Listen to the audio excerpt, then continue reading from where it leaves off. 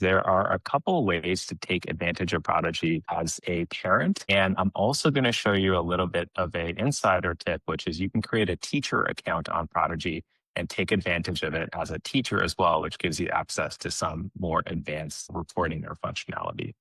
So let's go into the parent account first here. And this is what a parent account on Prodigy will look like.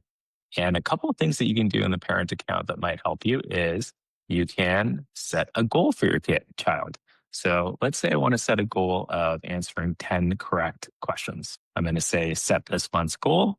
And then I can tell my child, in this case, Adam, to go on to Prodigy and answer questions. And after Adam has answered my 10 questions, I will be able to reward them with this goal.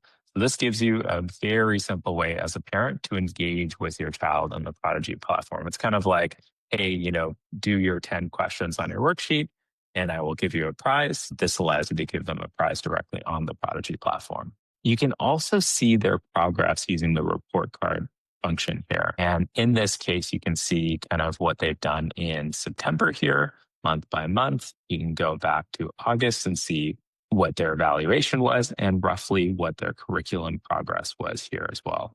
Although what I will say is one of the ways to get the most out of Prodigy if you're actually using it to homeschool your kids is to do something a little nifty here, which is to create a teacher account on Prodigy. So let me just share my screen here and I can show you what a teacher account looks like. Teacher accounts are free for anyone to create on Prodigy, so you don't need to be an actual classroom teacher to create a teacher account. And what this will allow you to do is you get access to some of our more advanced features and functionality as a teacher. So do any of you use a particular textbook or curriculum within your homeschooling practice?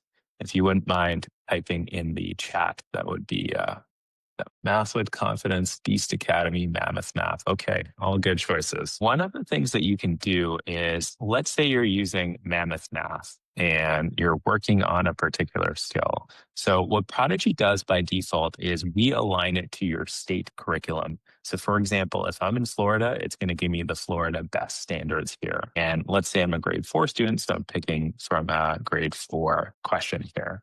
But let's say I'm working particularly on Mammoth Math right now and I'm doing fractions. I'll be able to see all of the various questions in the grade 4 curriculum for fractions. So let's say representing improper fractions using fraction strips. If that's what I'm working on, I can actually make sure that my child gets those questions in particular in the Prodigy platform. So let's say I'm working on these 3 skills.